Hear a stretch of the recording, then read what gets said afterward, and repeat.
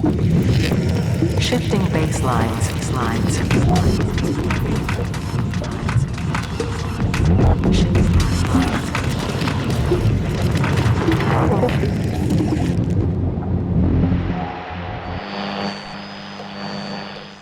Welcome to Shifting Basslines, a podcast on sustainability and club culture dedicated to creating awareness, sharing knowledge, and diving into the complex relationship between the planet and raving. In this episode, facilitator, collective care practitioner, music nerd Sarj Lynch finds old cassette tapes in the basement and wonders how they are linked to clouds. Learn why music is more than just sounds and why storing anything in a cloud besides water is actually quite impossible. We hope you feel inspired while listening. Thinking about the impact of human behavior on the planet can be tough. Please be gentle with yourself when engaging with the content we are sharing with you. Take breaks when needed, play your favorite record, or drink some water. If you want to learn more about the project, please visit refugeworldwide.com/artists/shiftingbasslines.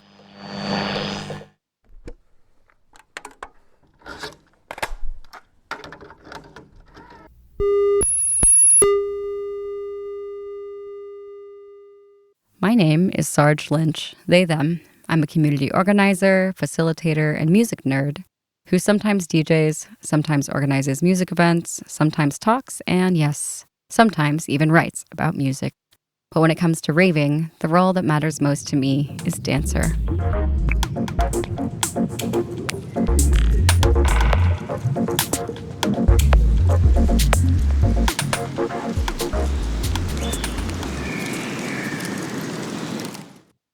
On this episode of Shifting Basslines, we'll be exploring the relationship between music and materiality.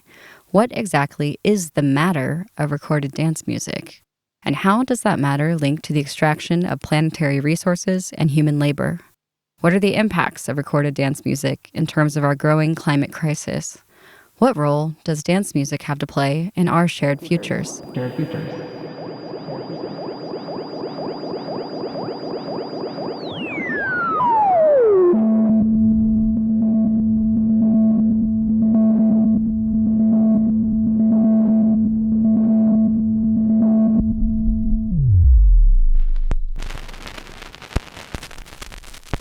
I bought my first vinyl record somewhere around 2003. My mom, a librarian at a public elementary school, let me check out an old suitcase-style record player from her school's technology room. What she called a long-term loan with a wink that suggested long-term meant nobody was going to come looking for this technology anytime soon. After setting up the record player on my bedroom dresser, I hopped in my car, a gray, beat-up 1990 Acura Integra, with my FM radio probably blasting my favorite indie rock of the moment.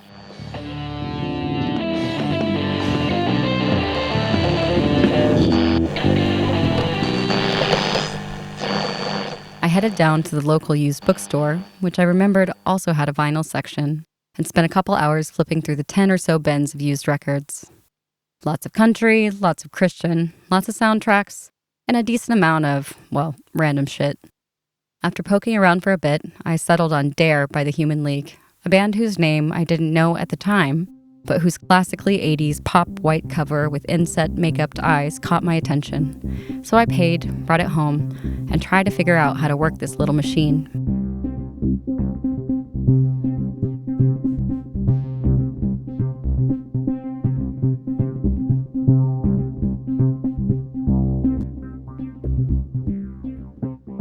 Its gray-blue case, with a metal label stamped property of Fort Worth Independent School District, had a clip at the front which, once unlocked, revealed its plastic apparatus.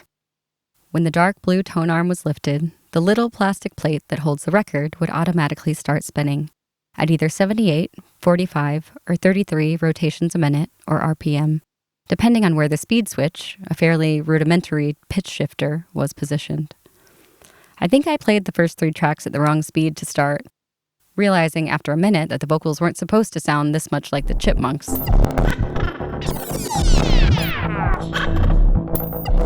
So I pitched it down from 78 to 45, and then 45 to 33.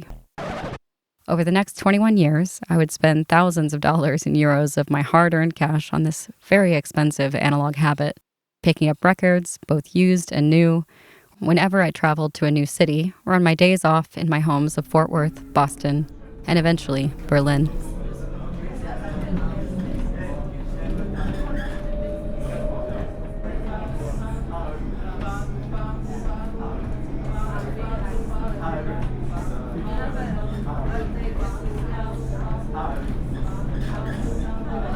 Berlin, I would eventually find, is a wonderland for vinyl lovers.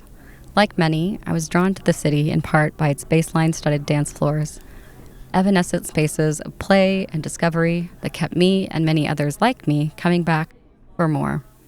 Weekend after weekend, month after month, year after year. Beyond the dance floor, Berlin was, and still is, a treasure trove for analog music collectors like me.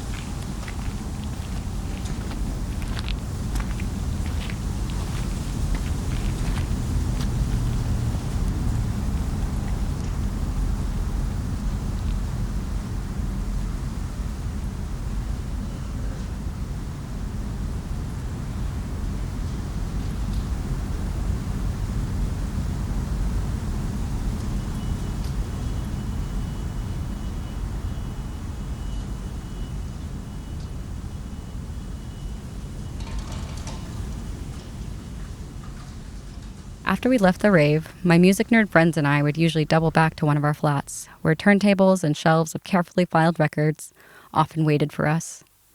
For hours, we'd dig through our friends' collections or show off our own, beaming with pride when someone asked for a track ID, taking this invitation to tell the record's story, where we found it, when we played it, who played it the first time we heard it. Tapestries of music memory unfolded.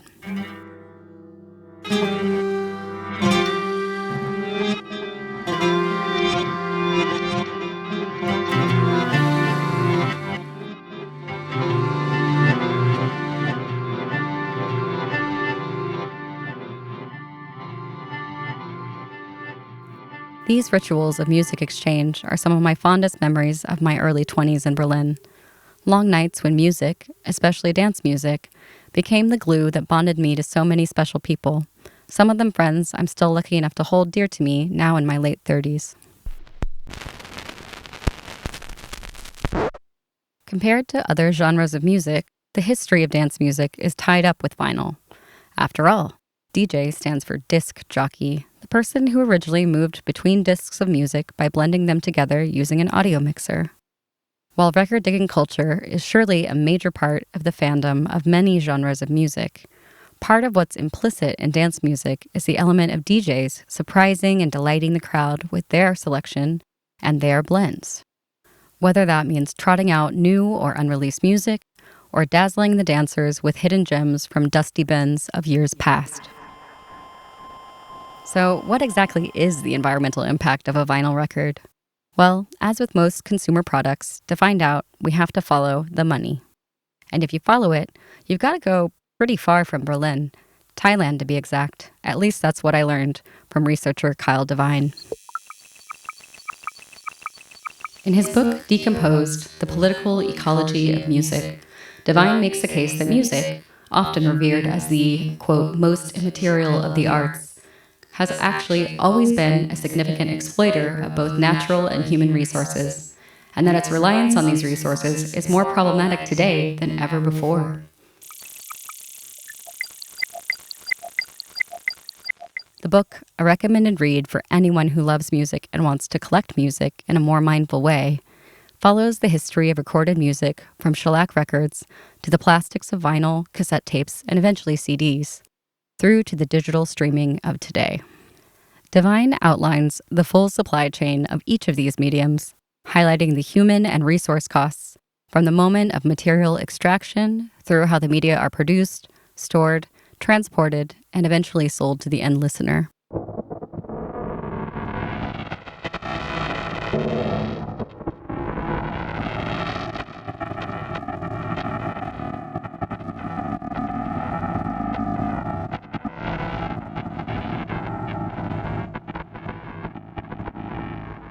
It's a heady piece that sheds light on parts of the so-called music industry, more specifically, the recorded music industry, that most of us listeners usually don't have to think about.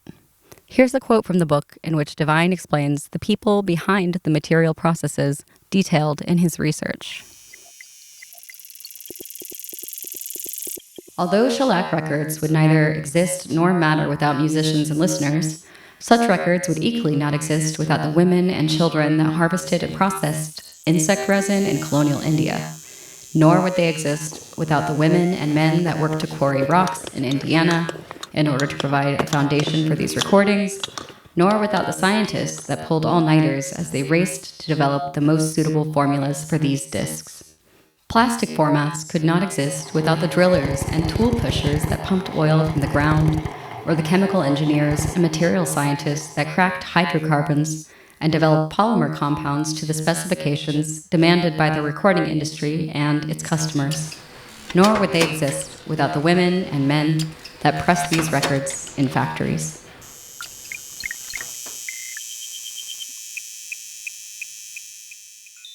Vinyl records are made up of a plastic polymer called PVC, polyvinyl chloride, also known as the poison plastic. It's made from a combo of ethylene, found in crude oil, and chlorine, found in salt. The production of this fossil fuel-based material causes chlorine-based chemicals and dioxins to build up in the air, water, and food chains nearby the production plants. These toxins have been proven to cause widespread and severe human health issues: infertility, immune system damage, hormone disruption, impaired childhood development, and even cancer, which most often impact low-income communities and communities of color near the factories.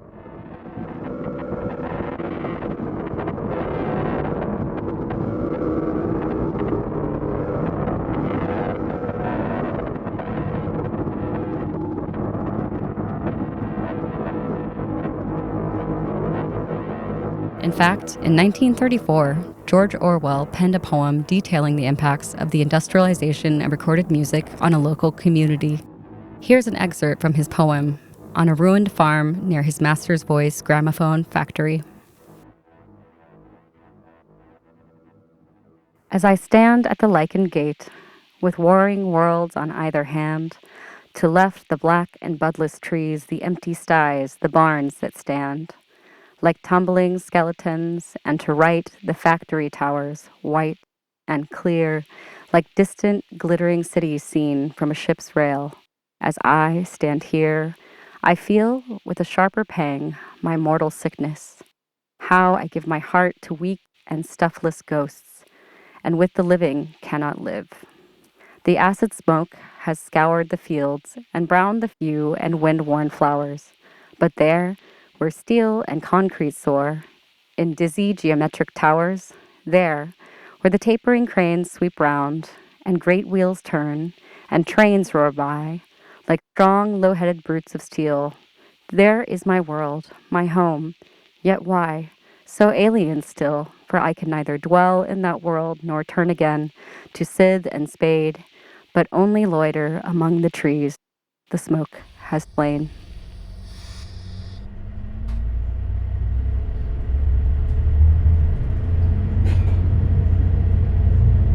Thing is, this poem is only talking about one community that was impacted by the production, where the pressing plant is. But this doesn't account for the sites of extraction of the crude oil, perhaps in the Middle East, the shipment to a place like Thailand where the oil is processed and turned into PVC resin, the resin combined with more additives in another factory to make PVC compound, then shipped across the world to a production plant in an imperialist country like the United States. Then the records are shipped via trains, ships, and automobiles to record distributors around the world. As with most types of extraction, to not think about the environmental costs of something like vinyl production is possible due to privilege, especially class privilege. It's no wonder that the so-called vinyl revival can be credited mainly to wealthy listeners who have $20 or more to dish out on a new record, complete with custom-printed sleeves, special inserts, and, yep, a code to download the digital files to their devices of choice, too.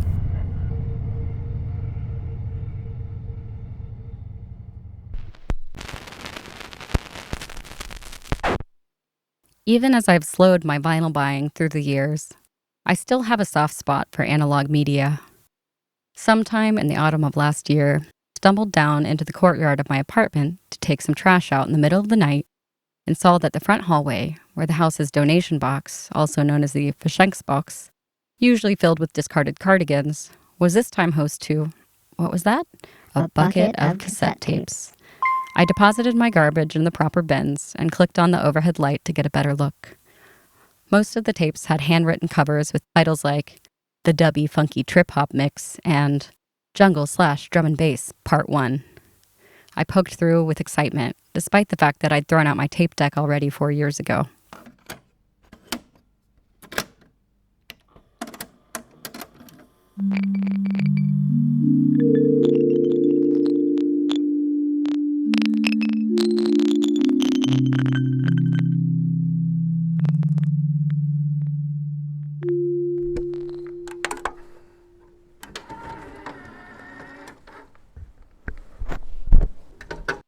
For me, a music collector, this felt like a jackpot moment. But had I left my garbage to take down until the morning, these tapes would have been hauled off by Berlin's sanitation services, along with all the other junk in the hallway that morning. And it got me thinking, as I had many times before, just how many old MP3 players, hard drives, CDs, cassette tapes, 8-tracks, mini discs, and vinyl records had stacked up in landfills over the years. How many boxes of old tapes just like these were gathering dust in basements across Germany or in forgotten bins around the world? So this had me wondering, had the music industry's move away from plastic-based media towards cloud-based music collections and streaming actually been good for the environment? And if so, how good? Did services like Spotify and SoundCloud offer a viable, sustainable alternative to the toxic plastics of the past? Once I started digging into the research, I realized with trepidation that my ideas about the immateriality of cloud-based music were, well, just wrong. In addition to the couple hundred vinyl records I still have in my apartment, the tapes I found recently, and the 3 CD books I still keep close at hand, I've also held onto a box that contains a half-dozen hard drives of various sizes, holding my digital music collection, which by now probably amounts to something like 1.5 terabytes, about 6 times the amount of memory on your average smartphone. I like to call myself not a hoarder, but, an archivist. So, because of that, I was a bit slow on the uptake when it came to using music streaming services like Spotify. I think it was the playlist that got me eventually, realizing that my friends who use these services could create shareable playlists that anyone with the service could listen to. Even as I knew that Spotify and most other streaming services weren't paying artists fairly for the streams, my music sharing interests got the best of me, and I even went so far as to subscribe. Oof.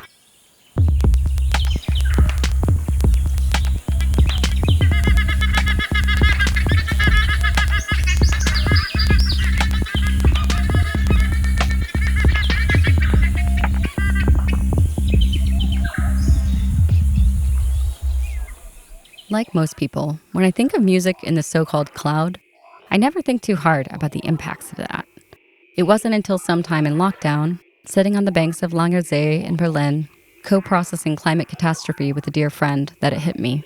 My friend raised the topic of streaming as an environmental cost, questioning just what was the carbon footprint of binging a Netflix series or uploading hours of festival DJ sets to YouTube.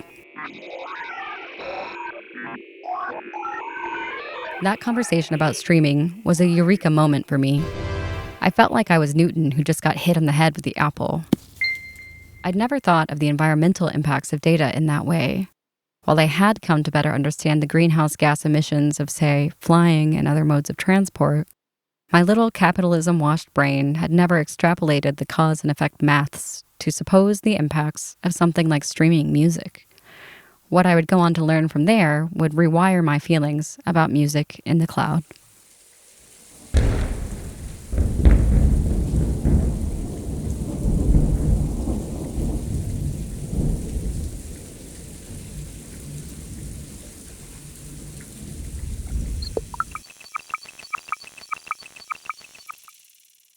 As of 2023, the music streaming industry was generating more than $17 billion in revenue a year, and is expected to gross over $36 million by 2026, accounting for about 65% of total music revenue worldwide and 84% of music revenue in the US. When it comes to comparing the carbon impact of various media, researchers at Keele University calculated that listening to an album on a streaming platform for just 5 hours is equivalent to the emissions generated by producing one CD. It would take 17 hours of streaming to equal carbon emissions for producing one vinyl record. The production of a vinyl record is estimated to emit about 2 kilos of CO2 emissions per unit. That's about the equivalent of driving 5 miles in a car. CDs, by comparison, come in at about 165 grams of CO2 per unit. Then you also have to account for the energy needed to power the record players and speakers throughout the life cycle of that medium. Streaming, on the other hand, with its limitless libraries and continuous algorithm-driven playtime, gives us the illusion of immaterial music, stored in a cloud floating above our heads. But that cloud requires stacks upon stacks of digital infrastructure, not to mention the wires that pipe the data across the world and back, and then into our headphones. So is cloud-based consumption really better for the planet? Due to our increased consumption habits, the research shows that the impacts are actually greater than in years past. This word, cloud, is really where the games begin. I'm always in awe with, how the marketing departments of IT companies managed to pull this idea of the cloud and made us think very effectively that the cloud, the digital, is very much immaterial, and the bits are accumulated somewhere floating over us.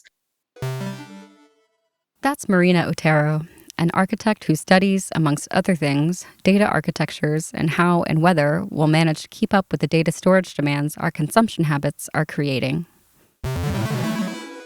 But the reality is much more banal, but also dramatic in certain ways, because the cloud is a system made of servers where this information is managed and stored and circulated. These servers are in data centers that are constructed to be able to provide security to that data, both in terms of physical security, but also they're functioning 24/7. And these data centers are extremely extractive. They use vast amounts of water and energy. They emit CO2, heat. So then apart, you have all these energy infrastructures, materials that have to build all the systems. So at the end, the cloud is not floating over our heads. It's actually very much constructed in the depths of our planet based on extraction of what the planet holds.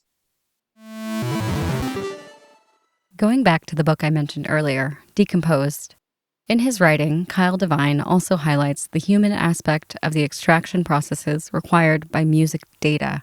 He writes,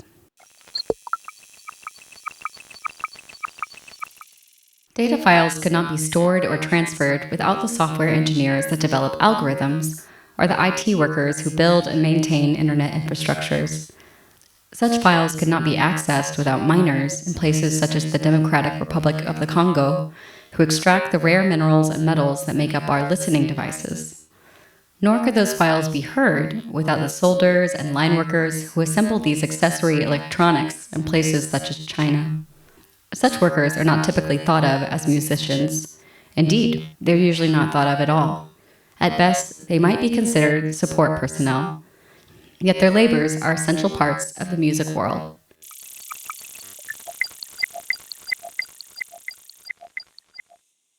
In addition to the ways we consume music, The ways that music is marketed and how we find out about music also has an environmental impact. Obviously, a huge amount of music marketing takes place on platforms like Instagram and TikTok, which, in their photo and video-heavy, continuous feeds, account for a major portion of our data diets. For example, just 1 minute scrolling through your Instagram feed is the equivalent of driving 13 meters in a light vehicle. With the average user spending 33 minutes a day on Instagram, that amounts to something like the CO2 equivalent of driving 3 kilometers in a gas-powered car every week. This may not sound like much, but when you think about the fact this happens mainly passively, with little movement from your thumb and often very little agency from the user whatsoever, without any distance traveled, well, we can start to picture how our online footprint gives our mobility carbon costs a run for their money. Since we are researching about the environmental impacts of recorded sound, I couldn't help but wonder, what does data storage actually sound like?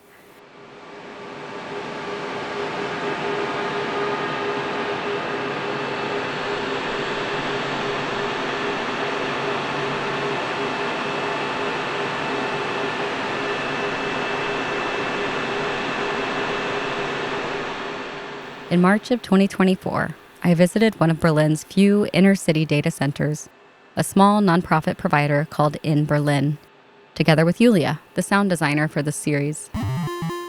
We met outside of a complex of dark red brick, somewhere in the industrial area past the Südkreuz IKEA. We were greeted by 2 of the members of the In Berlin Verein, or association, who agreed to show us around the center. I locked up my bike, and we entered through the back door of the courtyard. As we walked through the first of 3 locked doors, we could already hear the din of servers in the coming room. As we passed through each door and into the server room, the din rose to a roar.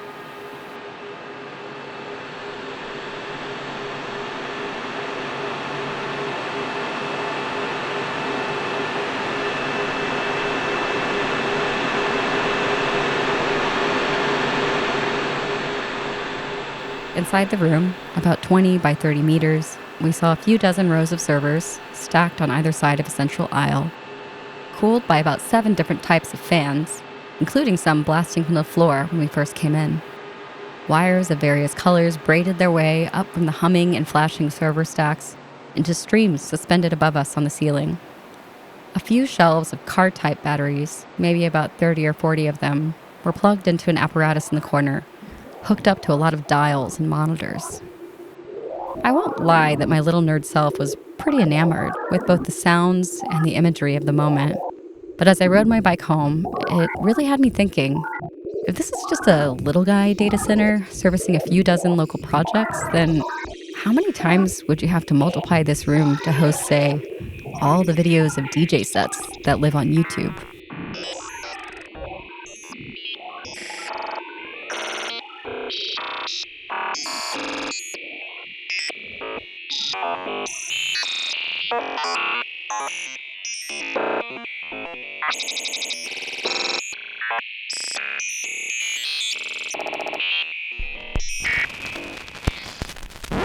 So, what is the impact of the data associated with dance music as a whole?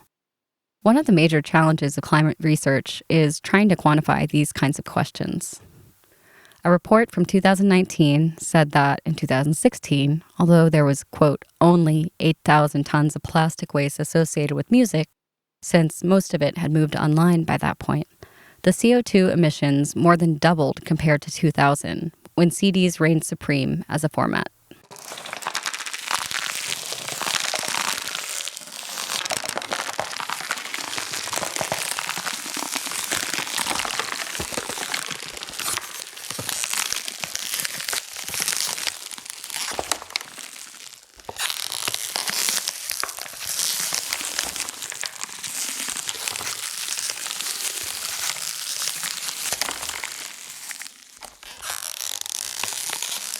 I had to look into a few of the big dance music channels to try to get an idea of the breadth of data in each one.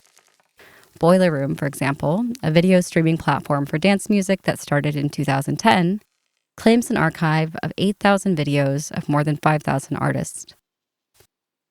NTS, the beloved London-based online radio station founded in April 2011, today hosts 2 live streams, simultaneous, with music from more than 800 resident artists. According to reports from 2023, the station boasts more than 3 million online unique monthly listeners. Our hometown radio heroes, Refuge Worldwide, founded in 2021, and where I also host a monthly radio show, got back to us and let us know a bit about their archives. Here's Richard, one of the station's co-founders. My name is Richard Akingbehin. I'm one of the 2 co-founders of Refuge Worldwide. It's been running as a radio station for 3 and a bit years now. I believe we have done around 6,000 radio shows. So that's probably about 7 or 8,000 hours of radio. I think the challenges of sharing so much content are not necessarily logistical ones. The space to host all these shows is pretty affordable. But I would say the challenge is to get people to dig back through the archives as much as they value new content. We need to work on different ways to repackage and share old stuff because there's a whole archive of amazing stuff there that can be easily forgotten.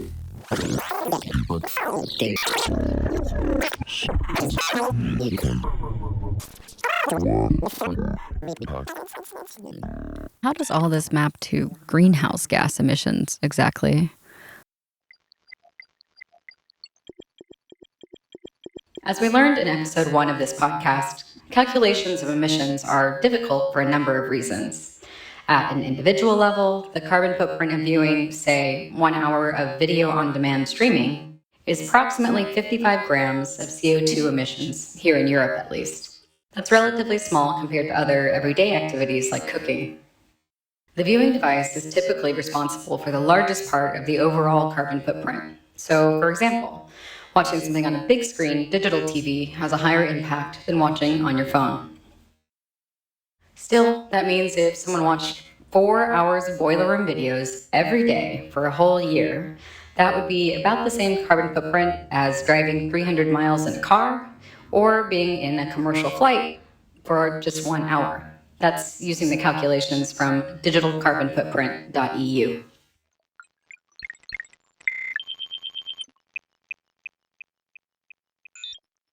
To be sure, compared to a lot of other ways we produce greenhouse gases, streaming dance music and video is a relatively small slice compared to other things like mobility and food supply, for example. But I think before producing this podcast, I just had very little idea that these activities had any impact at all.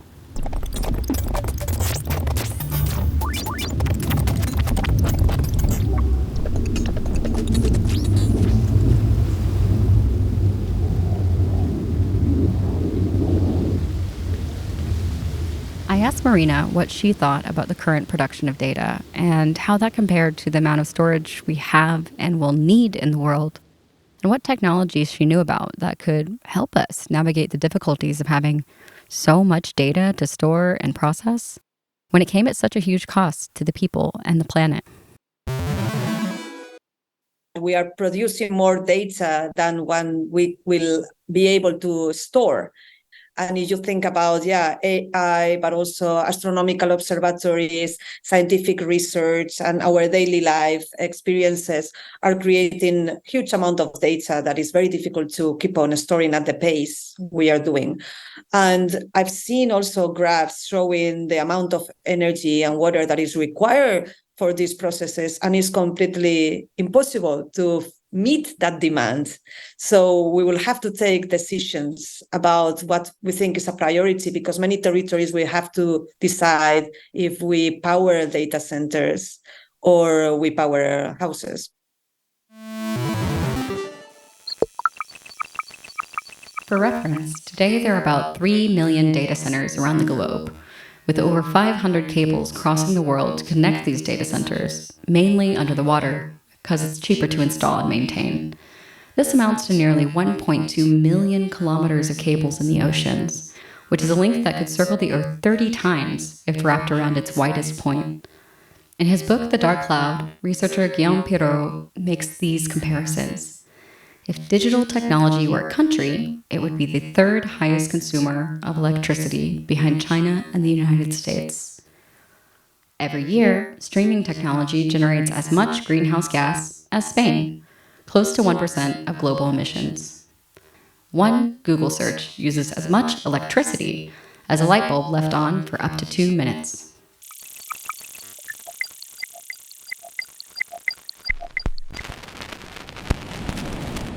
I asked Marina what did she think about, say, so-called innovations like green streaming. I had read that some of the big record companies and even Spotify were committing to what Google was calling zero emissions data storage. Is that maybe a possible solution? Well, there is nothing very green these days unless we consume less of everything.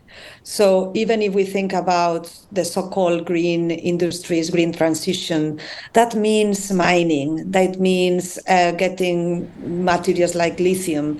They are thinking about building electric vehicles. That implies also energy and extraction. The problem when we criticize, for instance, lithium mining or solar and wind energy that are also disrupting many ecosystems around the world is that we are somehow aligning ourselves with the discourses of the extreme right or pro-fossil fuels. And I think we have to make a distinction. If I'm against lithium, it's not that I'm in favor of, fossil fuel industry.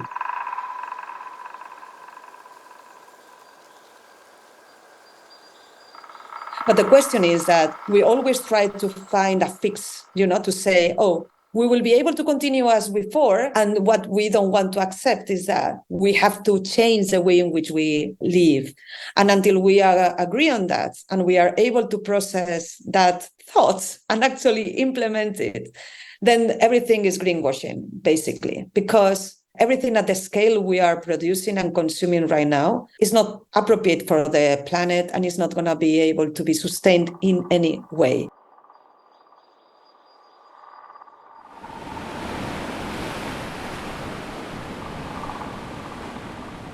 Most of the people just think there will be a new technology. Okay, now you are criticizing data centers, but there will be quantum computing will be coming and they will be solved it, and there will be this other material. But if you look at the graphs, we have been consuming more and more energy in the last 200 years, regardless of the source of energy, if it's coal or oil or electricity coming from renewable sources.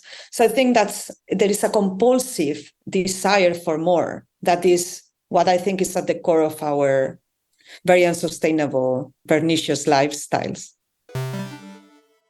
All of that said, she did acknowledge that there are some interesting developments in greening up existing data structures, processes, and functions. For example, there are investments happening in so-called green infrastructures that includes innovations that go down to the level of algorithms used to process data. There are also always decisions to be made on the level of things like the resolution of audio and video, the speed that data is transferred, and even small design choices like fonts. Every little bit of data adds up over time, and tools like GreenSpectre can be used to assess and improve the efficiency of digital apps. Another interesting area of exploration is how the heat of data centers can be used for good. For example, reusing the heat from servers to grow food or heat homes. So there are many different practices that mitigate a little bit. This is not enough, but doesn't mean that we have to underestimate also these efforts. I think every effort is relevant, but as you say, we don't have to obscure the real cause of our current problems. But every smaller action, I will say, go for it. I think I'm very much in favor of that.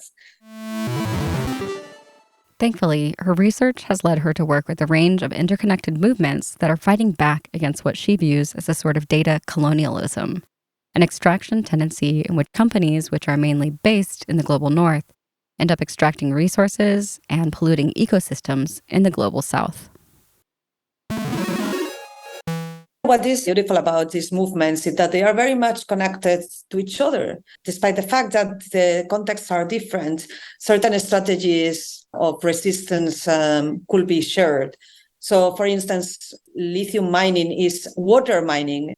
When they open a mine, they are very much mining water. So it's not only the mineral or the elements, but they are using a huge amount of water that are not only affecting the entire ecosystem, but also they probably will end up polluting the bodies of water that are also existing around.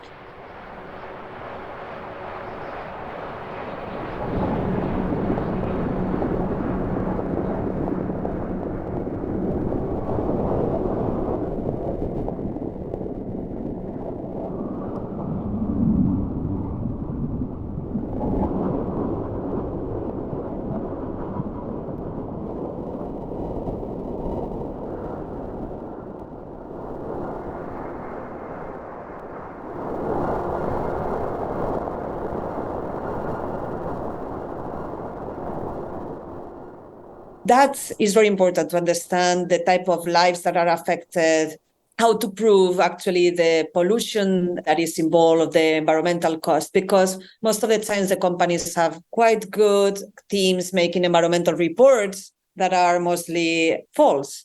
But these communities, they lack the resources needed to produce also evidence. So I think there is a lot of solidarity between these movements across the world to try to help each other to see how to produce the evidence that is required to actually stop some of these developments or make the case for not allowing these developments to happen. Still, in most of the cases, we are talking about very strategic so-called resources. And despite the fact that some environmental reports come out negative, the governments still push for the opening of these mines. That's the case, for instance, in Portugal. Actually, green means to open lithium mines in places like Portugal and Spain and Serbia and other places that you could call also the global south of Europe.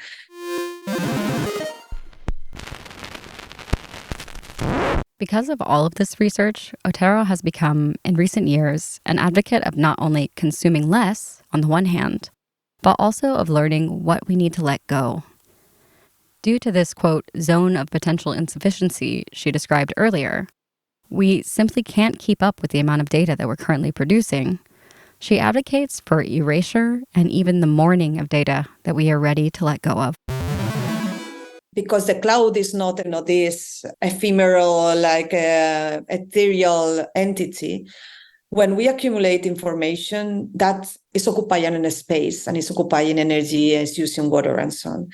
So we have to be more aware that our tendency toward accumulating a lot of information, that has implications. Unfortunately, most of us, we are not aware of that when we just take 1,000 images of the same thing, because we don't have to develop them, we don't have to print them, then we think that they are for free. But no, they have a cost, but that cost is treated as an externality that we might not see, but it happens somewhere.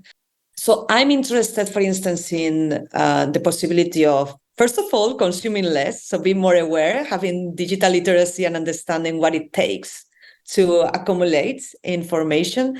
Second, to understand that perhaps we have to learn to erase on information, to actually let things go.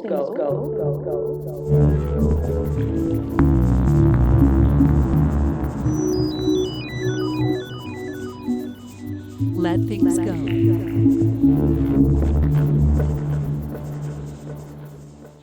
As someone who's always loved to save memories, media, and matter of all kinds, I have to admit that I find this aspect of letting go a difficult one. It's something I'll have to continue to work on. My conversations with Marina have really woken me up to the possibility not only of abstinence, whether that means foregoing taking certain photos with my phone or skipping scrolling through the newsfeed or binging on Netflix series. These habits affect not only my use and abuse of data and my overall carbon footprint as a result, but of course also have effects on both my mental and physical health. At the same time, I've started to think more critically about and integrate practices around deletion and letting go, using my own spirituality rituals, for example, moments like eclipses, to take a moment out of my rushed life to decide, well, what needs to be released, both emotionally and materially. I'm starting to understand how deletion can be a form of both self and communal care.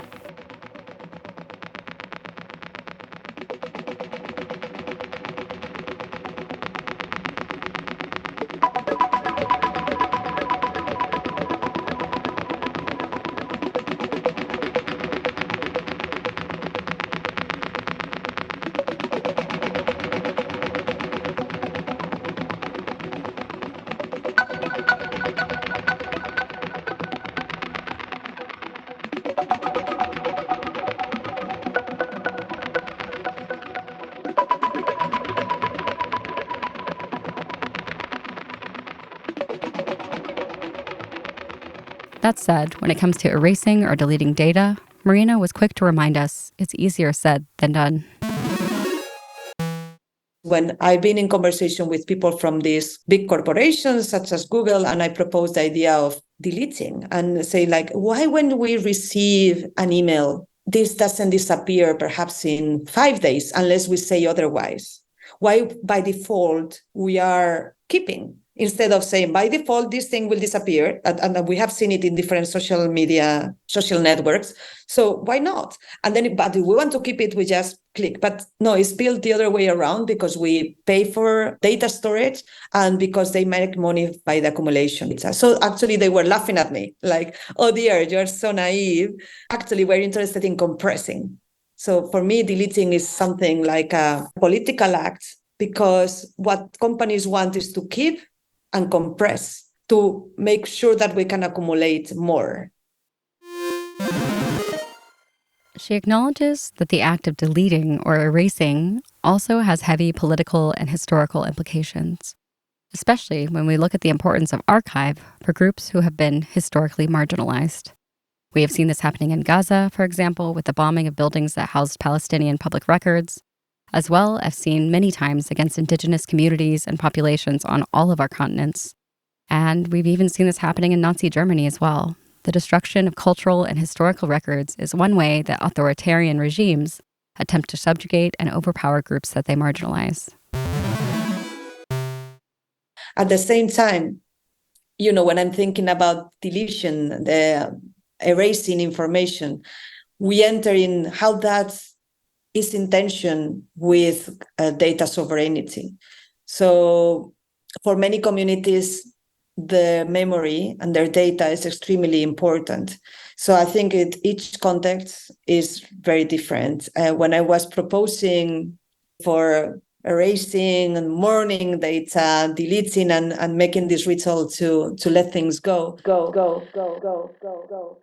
When I say that in certain contexts, for instance, in Latin America, in Argentina, in Chile, even in Spain, sometimes it gets very violent reactions, because for many people to let things go, like memory go, means to align with right-wing discourses that want to erase the past and the histories that are connected to violent repression from dictatorships and fascism, etc. So I think this is a very complicated area, and it requires a lot of nuanced positions depending on the context where we are. But in general, I'm interested in this relation between data sovereignty, the right for memory, but also the right to delete information, and how they operate at the level of infrastructure and sociopolitical practices. But in terms of data centers, it's possible to imagine that instead of huge infrastructures, like the way in which data centers have been designed in the past, these data centers are decentralized infrastructures that could be located in the city's fabric, where it in domestic spaces or community centers, etc. And the way in which data is managed is collective maintenance. And so we have a responsibility towards this common knowledge. We care for it. We are, this collectively deciding what to keep, what not to keep. So the question of who decides what will be erased and archived, what will be made into history somehow, is also very tied up with power and authority. And unfortunately, at the moment, when it comes to data deletion, most of the power of deletion currently rests not in the hands of the user, but rather in the hands of the corporations that hold the data in their storage centers. That said, in theory, we can still take responsibility for what we consume.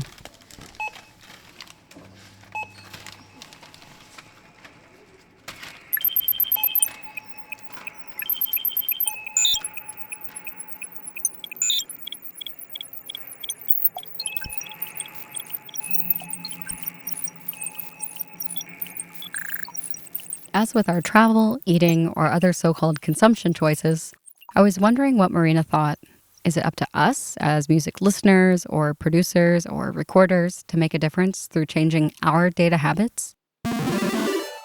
Yeah, we always tend to say the more progressive circles like, oh, we cannot put the blame on the individual because are the corporations, the governments, or the 1%, which is true. But as we are treated as consumers and we behave as consumers, we also have something to say. And when we care about what we do, we care about, what society at large does. So for me, what is important is that it's a combination. The forms in which we have to intervene is a combination of things.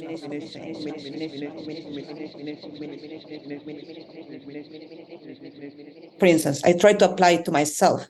In the terms of data, it's very simple. I don't have social media mostly, and I try to work also with lower resolutions. I try to see the aesthetic and political value of slower internet and lower resolutions. At the same time, I work with community organizing and supporting certain populations that in their struggle against, for instance, the data center industry. That's something that these communities requested in the case of Chile. Policy changes that give them some protection as well. The big change is only possible in different levels. One is definitely creating some framework of operation. The other, I think that's impossible if there is not position and there is no pressure for that change to happen. And that pressure comes from your realization also in your own lifestyle.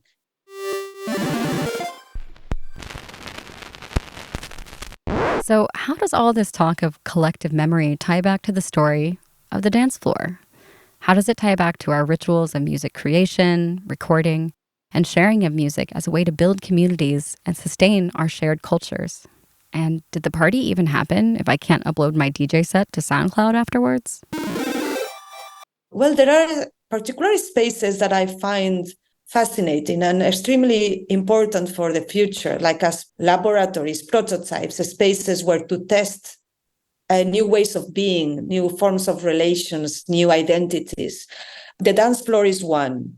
I think the question of embodied knowledge and using your body to communicate with others in a space in different ways is extremely important. And then the question about identity construction, testing different ways of relating to each other that come out of those situations are extremely important. Extremely important. Extremely important.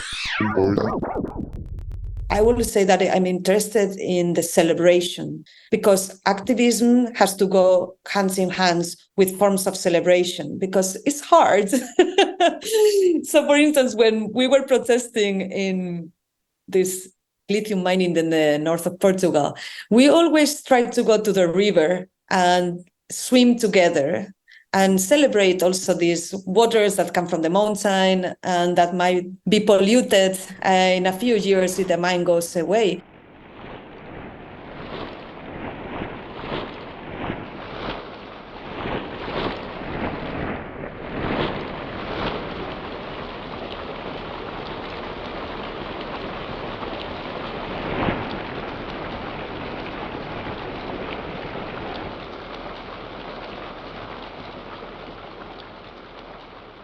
But this moment of sharing that embodied understanding of our relation with the planet is interesting, is important for everything else that we do. And similarly, I think the dance floor is those architectures that have the capacity to generate new relations and new forms of engagement and living together, and new forms of knowledge creation that are necessarily not based on the Western idea of rationality, but they are connected to other type of sensing, relating, and learning differently. So I'm very much in favor of those spaces of relation, and the dance floor is one of the most interesting. I was happy that Marina and I could connect about this idea of using the dance floor as one of those spaces that was at once both ephemeral, passing by like the wind, and at the same time gave us embodied ways of creating collective memory, beyond the rigid ways of knowing defined by the extractionist, capitalist, imperialist, and racist systems that we live within. I'm a firm believer in the ways that we can cultivate the dance floor as a political space to both celebrate our shared pasts while also calling in our shared futures.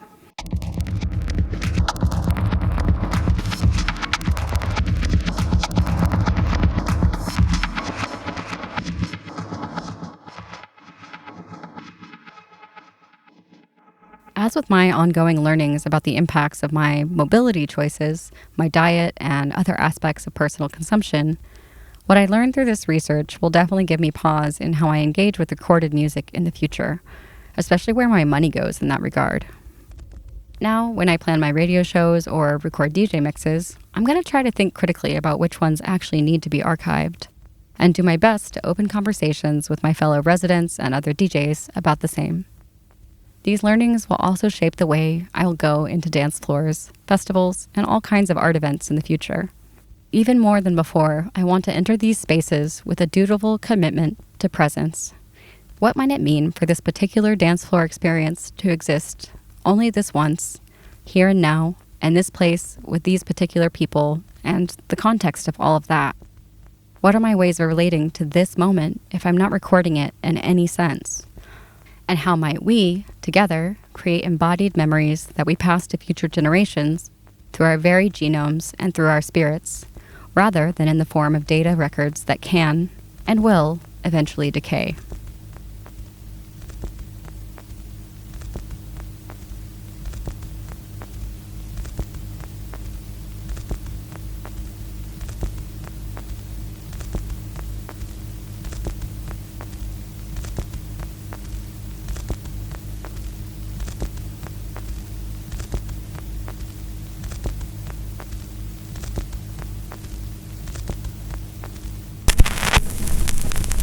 Thank you for listening to Shifting Basslines.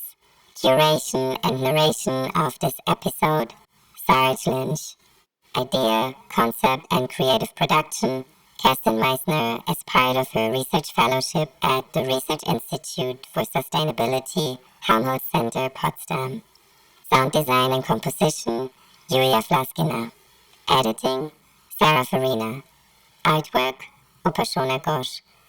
Accessibility support, Saverio Cantoni. Mixing and mastering, Yulia Flaskina. Support and financial administration, Research Institute for Sustainability, Helmholtz Center Potsdam, especially Achim Maas. Broadcasting and publication, Refuge Worldwide. Shifting Basslines.